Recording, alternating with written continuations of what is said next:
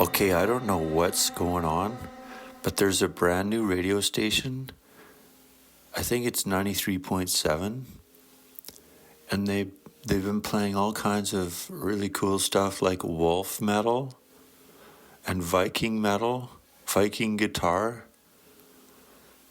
some really cool underground electronic and hip hop, and it's just so cool. And I think it might be actually in Brock. It's like a local radio station, a brand new one. I don't know what's going on. Some dude just came out of the toilet, adjusted his hair in the mirror, did not wash his hands, walked out of the bathroom, and Enter Sandman is playing over the PA. And so now that song has turd particles all over it. Like, as if it wasn't bad enough that Enter Sandman's like the only song that gets played on the radio. Now it's got turd particles all over it. Usually when I make music, I kind of know it's what I've done afterwards, and I remember what I did, like fairly high percentage of the time. Or at least I can listen to it and be able to tap my foot and understand, oh, that's in 4/4 time, or that's a 7, or this is 5, or this has an interesting chord. Well, there's this one track that I made. It's called 9511 from the Gadget Babies album by Lex Plexus. It's so weird that when I listen to it, I don't know what I did, and I can't count it. I know that it has a mixture of time signatures such as 9 and 5 and 11, but I don't really understand it when I listen to it. So I want to load up the project maybe someday. I keep thinking I might like to load up the project and take a visual look at the programming to see what I was thinking. But it's pretty crazy. It's one of my craziest tracks ever. It's like impossible to keep track of, and I think it's pretty fun that way. So maybe I'll just play it for you guys. This is my song. Enjoy. 9511 by Lex Plexus.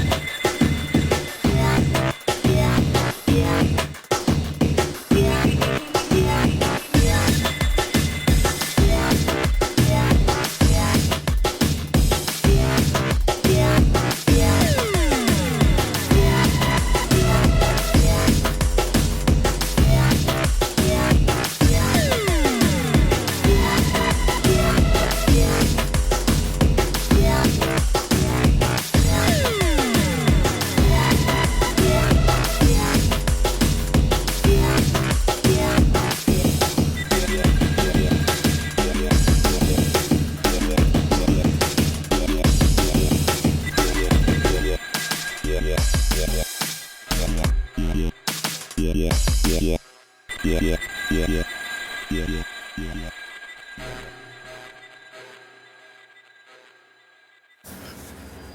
a little excerpt from Thus Spake Zarathustra, chapter 32, The Dance Song.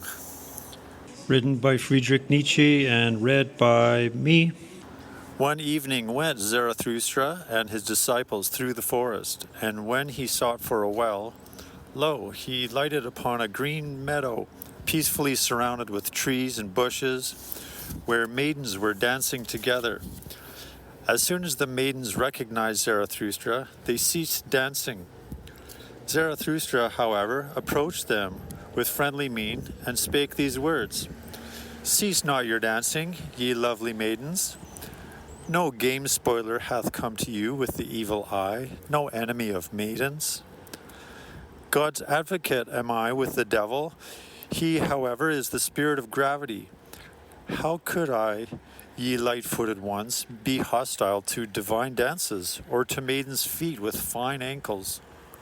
To be sure, I am a forest, and a night of dark trees. But he who is not afraid of my darkness will find banks full of roses under my cypresses. And even the little God may he find, who is dearest to maidens. Beside the well lieth he quietly, with closed eyes.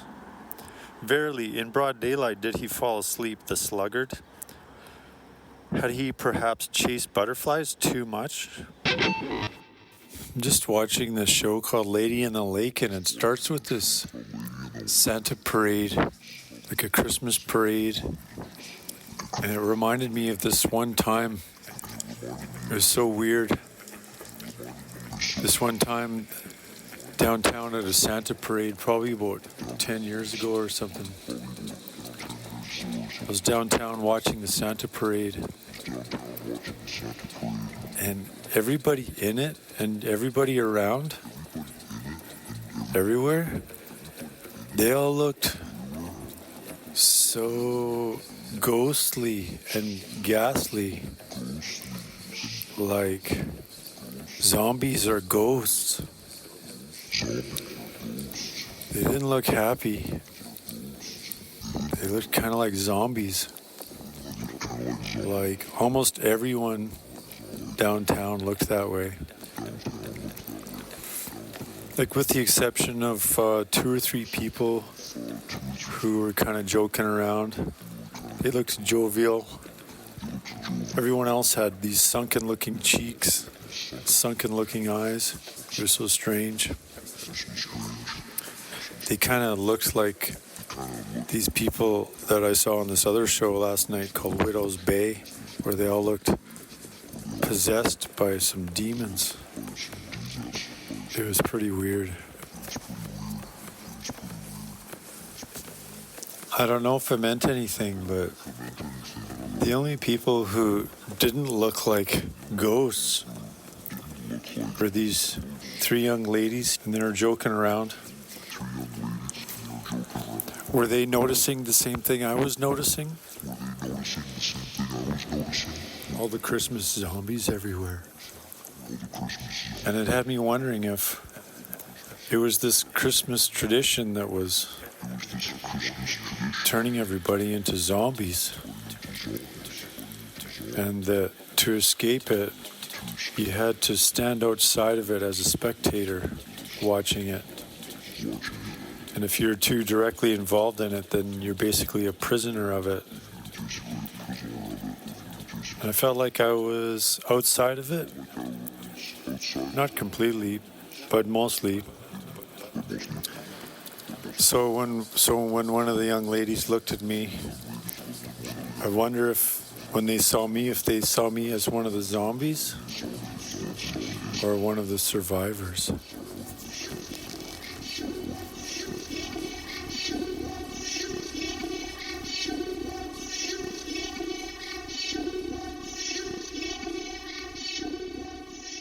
I'm looking through some old Lex Plexus stuff for fun.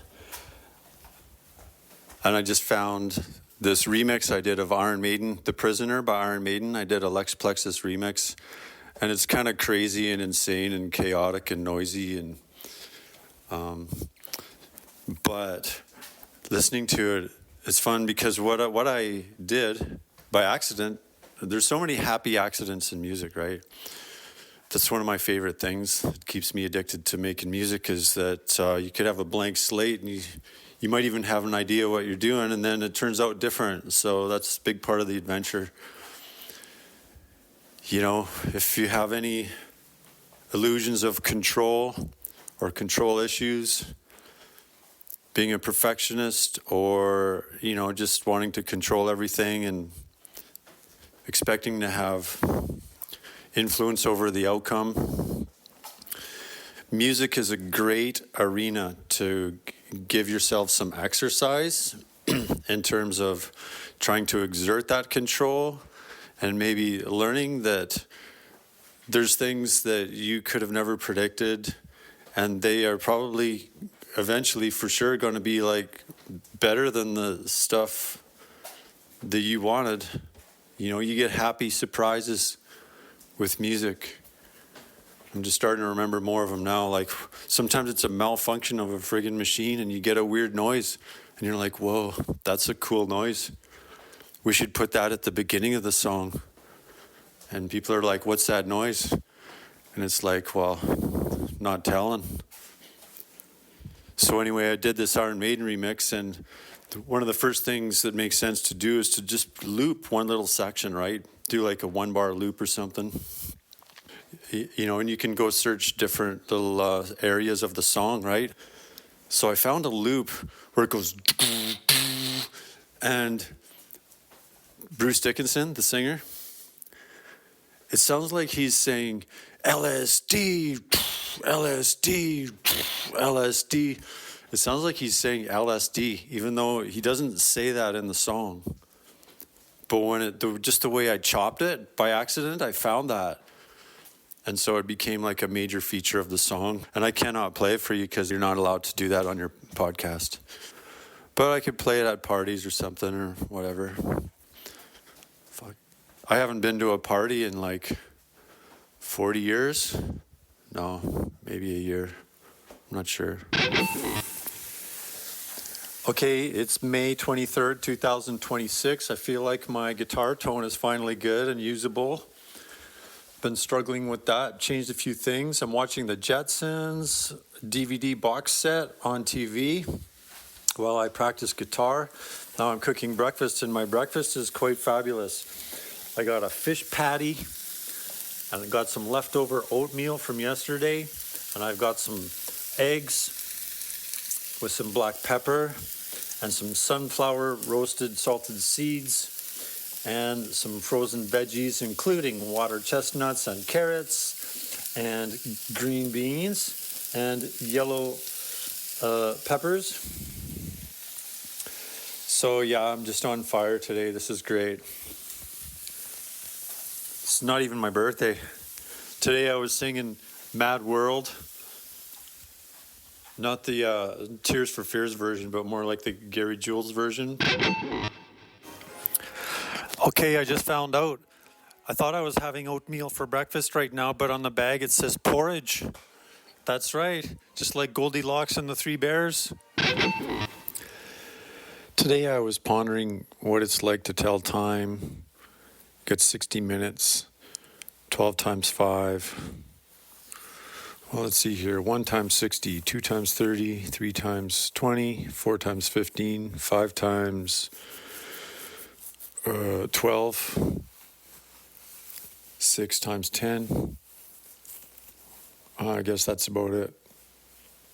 No, there's got to be more. 8 times... 10 times 6. Well, that's getting into being backwards of 6 times 10. So anyway, people say 12:30, 3:15. Well, what about if it's 20 minutes after? That's a third. 20 minutes is a third of an hour. So people should say things like, instead of like, okay, I'll see you in 20 minutes. I want to popularize saying, I'll see you in a third of an hour. Or I'll see you at like a third past 4. That would be 4:20. See, 4:20 is a third past 4. Dollar store adventures, dollar store finds, background story. So once upon a time at a buddy's place, he had a punching bag suspended by rubber tubing up to the ceiling and down to the floor, suspending a punching bag in the middle of the air, right about face level, I guess. And you could punch it and it would bounce right back to you. And you could just kind of keep it going and send it off in different directions, and it would move in arcs and loops, kind of like a boomerang or something, always coming back at you. Super fun. I always thought it would be cool to have something like that again. So I was in the dollar store the other day, and there was a punching balloon contraption that you connect to your head. There's a headband with a stick sticking out the front. Okay, wait a minute. This is too perfect opportunity to pass up. Here's a joke. What is brown and sticky? A stick. A stick sticking out the front that would hold a balloon on the end of it, and you could punch it. I thought, well, that looks kind of weird. Like, probably, I don't know if that would be steady enough. You know, it seems like it would be too awkward or something. So I didn't buy it. I might still buy it. But then right beside that, I saw this other thing, and it was just punching balloons. So it's like a pack of balloons, and each one has an elastic band attached to it, like it's a special balloon with a special attachment on the opposite end from where you blow into. Like a nipple. Like attaching elastic bands to your nipples. And you just hold the elastic band and you punch the balloon and it always comes back to you, and it's really super easy. Too easy, but still pretty cool. Something to do. Something to do if you're just really easily entertained. I guess it's like a different spin on a fidget spinner or something. So there's the green one. That's what it sounds like.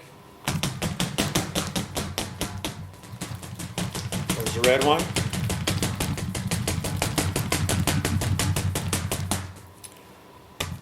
And there's also a blue one, but I only have two hands, so I just blew up two of them for now. Green, red. So it sounds pretty cool in person, you know, because the I don't know if the microphone's going to be good enough, because balloons are hollow, right? So you can kind of hear the sound echoing inside the balloon, and it sounds kind of cool. But like other things like bubble wrap and cap guns, it doesn't always sound good on the microphone, you know. So, well, this is the sound. One on the left, one on the right.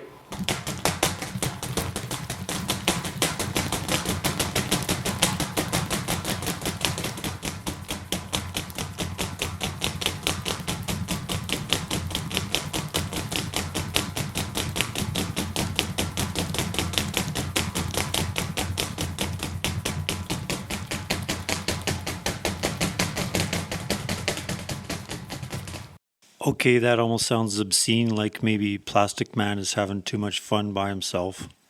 Maybe some reverb would sound good on there too. Okay, so I had some fun with those balloons, punching the balloons. And I figured, why not record it, make some music out of it. So I remixed it, put some echo on it, you know. That's all I need is some echo. Echo. That's all I need to be happy. Put echo on everything and I'm happy. Is it music? I don't know. Maybe it's art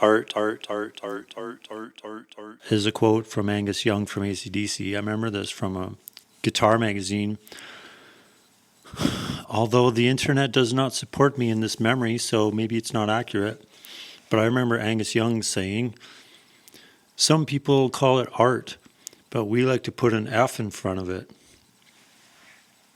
So here's my remix of Punching Balloons.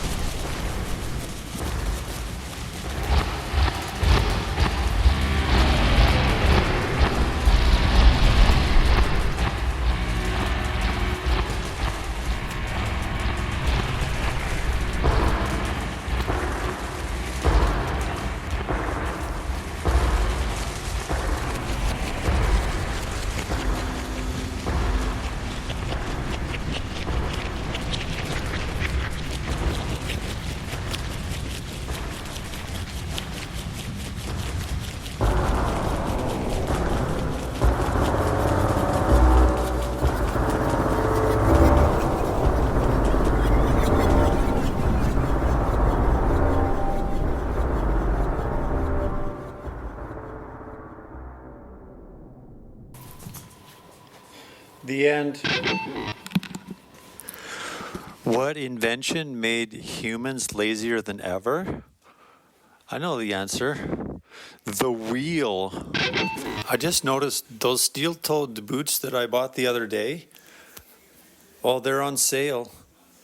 They were on sale. I knew that already, but they were 38% off. That's the silver mean. So in other words, I paid 61.5% of the original price. That's the golden mean. That's maybe like good luck or something. Gold boots. I could paint my boots gold. I would have gold boots, golden boots. That's me, golden boots. I just heard New Year's Day by U2 on the radio, and I was like, hey, this is too fast. But it does sound like the album because it has the piano and whatnot. Like the echo on the guitar sounds proper, just on the ghetto blaster, right? But it sounded too fast. Sure enough, it was a live version. I kind of guessed it was a live version. Like it took me a while to figure it out because it was really good. But the tempo was faster. So I tapped the tempo into my tempo tapping app on my phone, also known as a metronome. And the tempo of the original is 133, and the tempo of the live version, 146. 146 instead of 133. You could subtract those numbers, like 146 minus 133 is 13 beats per minute increase. But since the 13 BPM increase would be less noticeable at a higher tempo, like if you went from 300 up to 313, that extra 13 would not be that noticeable. But say if you went from 20 up to 33, that's almost twice as fast. So you would really notice it. So instead, the better metric, I guess. I don't know if I've ever used the word metric in that kind of way, like as a chosen sort of parameter that gets to be important enough to be measured and documented. I think that's what a metric is. It's also a band, and it's also a measuring system with base 10. We all know these things. People from planet Earth have mostly learned all this stuff. Or the humans anyway, I guess. Or whoever wants to, oh, geez, I'm sorry, that sounded racist. Why would only humans know about math? That is so stupid. I'm embarrassed. So anyway, the better thing to measure would be the percentage change between the faster one and the slower one. About 146 divided by 133 gives 9.7% increase, I think. Basically a 10% increase. So, note to self, a 10% increase in tempo can seem quite drastic. Like I said, I thought it was almost too fast, even though it was really freaking good. So, can put that data together with some of my other studies. Like, I studied a Pink Floyd song, I think it was called Time. I mapped out some tempos from that one. What makes it fun and interesting is not just that, you could do numbers. Fine, figure out your numbers. Be a mathematician, figure out some numbers if you want. That could feel empty. But we're talking about music here. So, you feel a tempo change. It makes you feel different. Whether it's a song played at a different tempo from normal, or whether like on an album, like the Def Leppard album, one song after another, the second one is a little tiny bit slower. Like you can feel it. So then finding the numbers for it just helps become like a wizard in the fabric of space-time, right? Start to be able to predict feelings in music that you can create with your numbers and stuff, right? Right, guys? Right, guys? Right, guys? Right, guys? Hallelujah. I just found de-alcoholized gin and tonic. That's right. The yummy taste of licking a pine tree without the alcohol. It's a dream come true. I'm quite happy. There is a legend. So the story goes. Once there were old-timey singers who could project their voice with so much power. They don't really need a microphone. You could give them a microphone, but they don't really need it. Sesame snaps. Remember when they were called sesame snaps?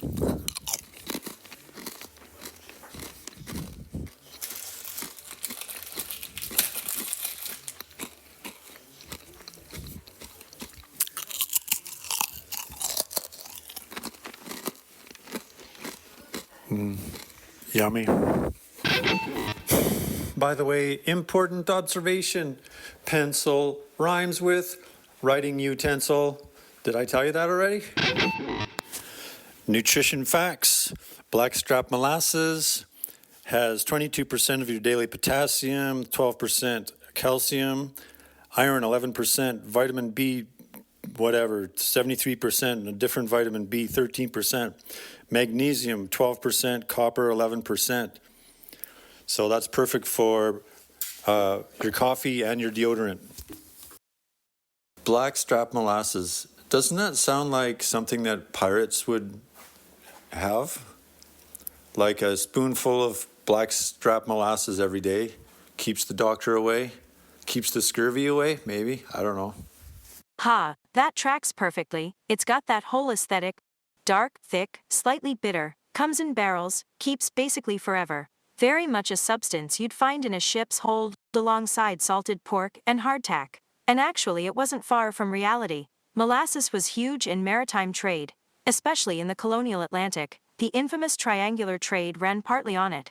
Rum was distilled from molasses, and rum was basically pirate fuel. So, while they might not have been spooning it straight from the cask, it was deeply woven into that whole seafaring world. There's also something fitting about the name itself. Blackstrap molasses just sounds like something a pirate cook would grunt at you while ladling it onto your biscuit. It looks like Claude agrees with me. Although I did give her a girl's voice, so her name is Claudette from now on. Okay, I just had an awesome idea. My deodorant's running out, and one of them I like better. I don't like the other one.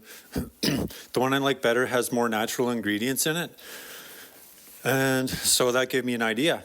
Why don't I make some homemade deodorant, and I could use the same recipe that I use for my coffee, which is blackstrap molasses, honey, cayenne pepper, cinnamon, turmeric, powdered garlic, cloves, black pepper, powdered coffee, and saffron. There it is. Okay, this is going to be good. Maybe I could get some celebrity actresses or like MMA people and some famous chefs and ballerinas to promote my homemade deodorant. Okay, I just found out that one of my favorite songs that I talked about on the show, one of my favorite songs was made by a very bad person. I didn't know that. So I feel pretty stupid, but I don't want to talk about it too much. I'm just gonna feel stupid, so it sucks when you find these things out.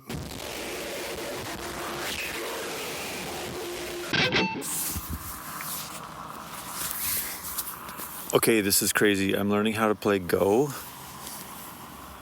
Right? That's what it's called. It's Go. With the black and white beads. And I'm reading this tutorial page. It says, a liberty is an empty point next to a block of stones, blah, blah, blah. A block is captured when it has no liberties. check this out. A block with a single liberty is said to be in Atari. Like what? Is that where Atari got its name from? So that's the word Atari. I'm learning how to play Go. Okay, great. I love it when one of my observations about life gets confirmed or echoed by some famous philosopher. So here it is. Here's a quote from Aristotle.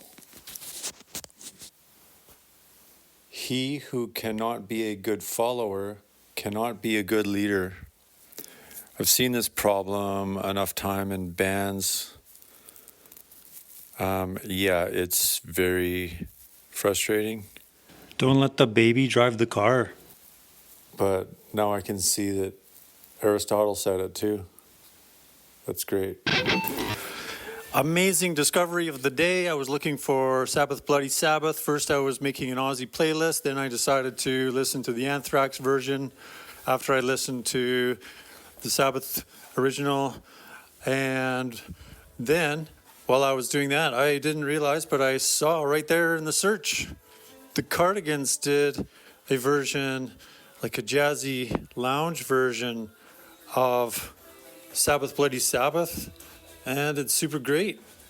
Like I was had an emotional reaction to how beautiful it was. It was very, very, very, very, very, very, very, very, very, very, very, very, very, very, very, very, very good. The algorithm of life and Instagram just gave me an answer about my little comments about how once upon a time singers don't need a microphone. Okay, I'm going to read it to you. Here's the paraphrased version. Basically, it's not about forcing your voice. It's more about training the vocal tract to be of a certain shape that accentuates upper harmonics in the 2 to 4 kilohertz range, especially in lower male voices, since the lower fundamental leaves room for the harmonics in the 2 to 4K range. And in the 2 to 4K range, the orchestra is not as dense, so the voice can sort of cut through that frequency range more. And also because the listener is particularly sensitive to that range. There you have it. So they don't even need a microphone. Boom. I just heard a pretty funny little advertising that made me laugh out loud. Explosively, just a single burst of laughter. Uncontrollable, but brief. And it was in response to an old ad that they were playing, an old beer ad. And the guy in the ad said, British Columbia water is so clear that you can't even see it in the beer. Okay, good news, important update. As it turns out, sesame snaps really do still exist. So my sense of nostalgia is redeemed. And now I'm going to try these ones because actually they're vanilla flavored. And supposedly the packages are smaller than they used to be. I can't really tell. They look pretty similar.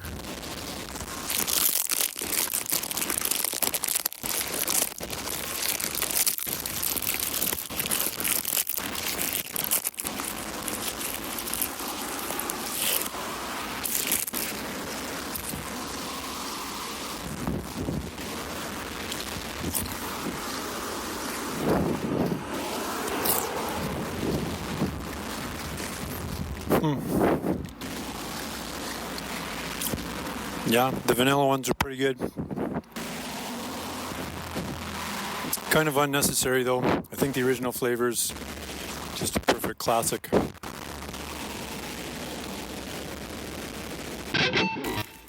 Okay, brand new ludicrous idea. A robot that, it's an invention idea. A robot that pops bubble wrap for you, like this.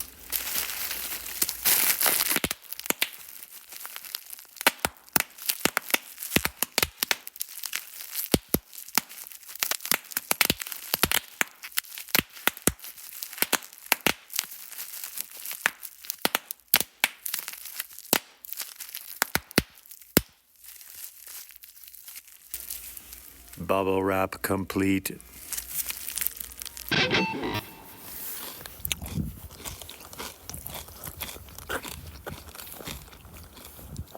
Okay, mouthful of chips. Gotta tell a story. Big adventure on the bus. People are on the bus. I'm sitting there playing my game called Split, where you split the screen into half, makes a line cutting in half. You cut those regions in half. You get to choose what order, and it alternates between vertical and horizontal splits. And when you get a group of 4 splits adjacent, they turn into some numbers, etc., whatever. So then I smell cigarettes, and I figure, okay, well, dude sitting beside me must have smoked a cigarette before he got on the bus. And then more and more, I'm like, hey, this smells like somebody's smoking a cigarette. Like, it's not just like he smoked it a minute ago. It smells like he's smoking it right now. So I'm looking around and I can't find anybody smoking a cigarette. And then a minute goes by and it still really smells like somebody's smoking a cigarette right next to me. It's kind of gross. So then I look around again, and this one guy was turned a different way this time, and I could see that he had a cigarette in his ear and it was still burning. I'm surprised he didn't feel it or smell it. But the cigarette was stuck in his ear. He's a bald guy. If he had hair, I guess it would have been burning his hair, right? So I was like, hey, buddy. And he was like, oh, yeah, thanks. But that would have been way better if he had hair and the cigarette was burning his hair. Then we could have enjoyed the mixture of burning hair and cigarette smoke together. Would have been fantastic. Okay, this is a really great activity I invented, and I think you should do this because it'll be really fun.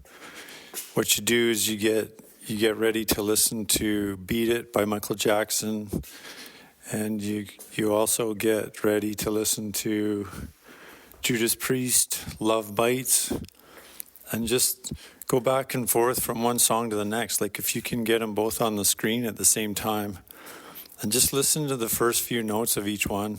It's really fun. Back and forth. This one, then that one, then the other one, then the other one. Back and forth a whole bunch of times.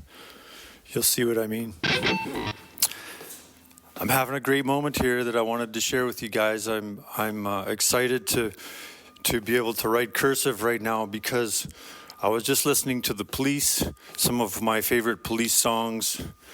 They played one popular one on the radio, and then I did my own deep dive of like 3 songs. Like Bed's Too Big Without You. I think that's my favorite Police song. And then Bring On the Night, which has a couple annoying flaws like the vocal mix and the guitar solos, but everything else about it is probably in my top 5 favorite. Bring On the Night. And then I was listening to Synchronicity 1, right? And I decided I started writing down the rhythm of it. And I just did printing, not cursive, just printing. I wrote down the word synchronicity and 4 + 2 / 4. You could count it as 3/4 time. 1 and 2 and 3 and 1 and 2 and 3.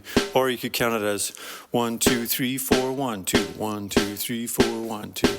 You could put your 4 and your 2 together to call it 6. 1, 2, 3, 4, 5, 6. But the number 6 in time signatures often gets automatically interpreted to mean 2 groups of 3, whereas this track is 3 groups of 2.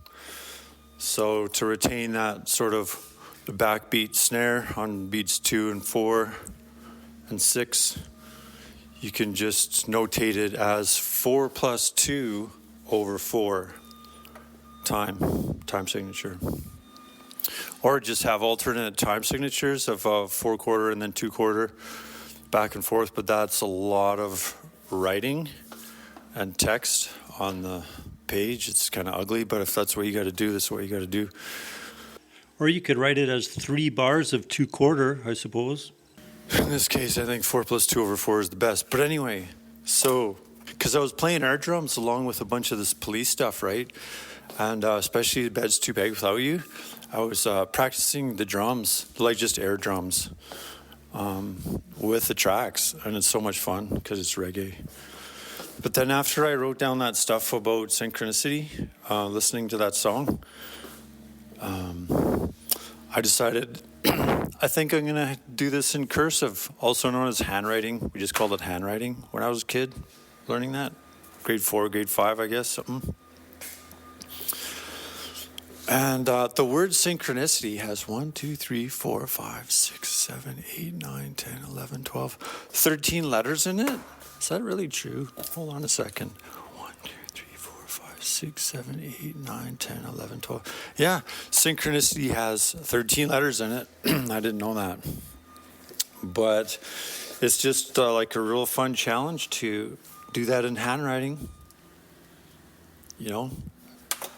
Especially considering that even though I strongly believe in the benefits of cursive and that people should learn it because it's good for your brain, because the main reason is that the curved motion of the pen on the paper and staying, it's a flowing motion that stays in contact with the paper mostly. And produces a lot of curvatures.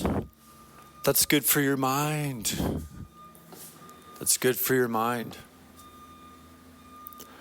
You know, especially when you compare it to printing, which is like tap, tap, tap almost, because you got to lift the pen so many times. It's like kind of like a woodpecker, you know, like it could be good too if it, like, because it could have a rhythm. I mean, that's cool, right? Talking about just regular printing now. I feel like there's a better word for that. Because handwriting is called cursive. What is printing called? Anyway, I just find that the woodpecker on the brain also being like a random kind of rhythm, usually, the way the letters go, you know, doesn't have a nice flowing effect on the mind. But despite the fact that I really believe those good things about cursive, like it's just so good for your mind, I never do it. Like I mostly just print all the time. So I'm just like, you know, spontaneously just now I'm like, I should do handwriting the word synchronicity. And I gotta say, it was really fun. Like I definitely recommend it. Yeah, that's the kind of stuff I talk about on this podcast. So I recommend writing the word synchronicity with your handwriting. Capital S, I suppose. I don't know. It doesn't have to be. I did, because it was a song title, I guess.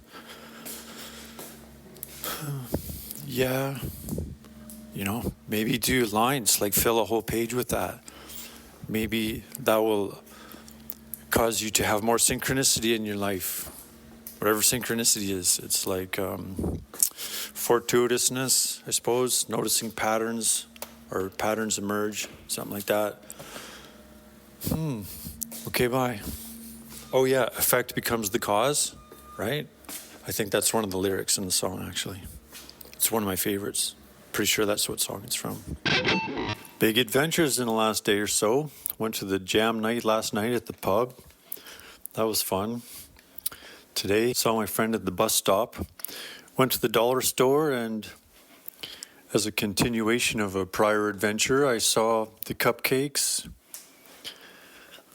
and the Twinkies. This time I bought the cupcakes instead of the Twinkies.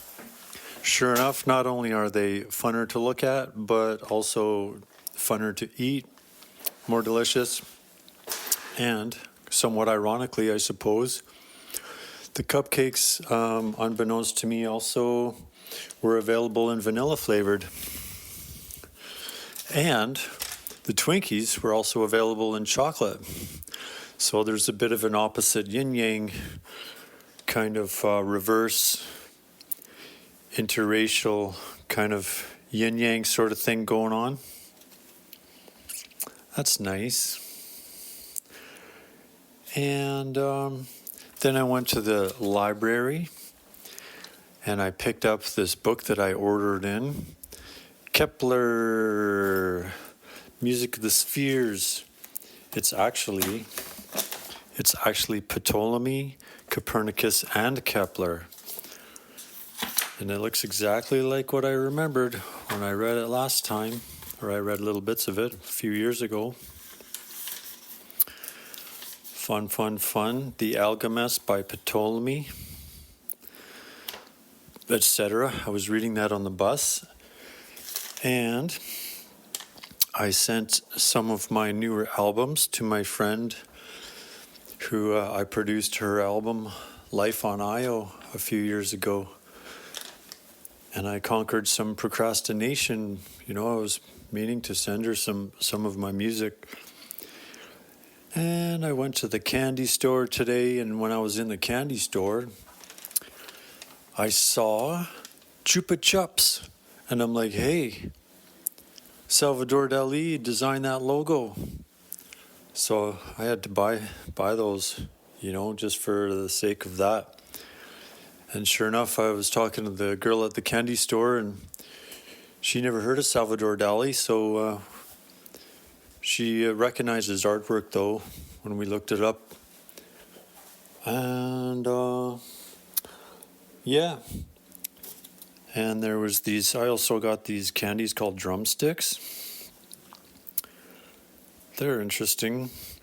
They're called soft chews, but I think they're kind of more of hard chews.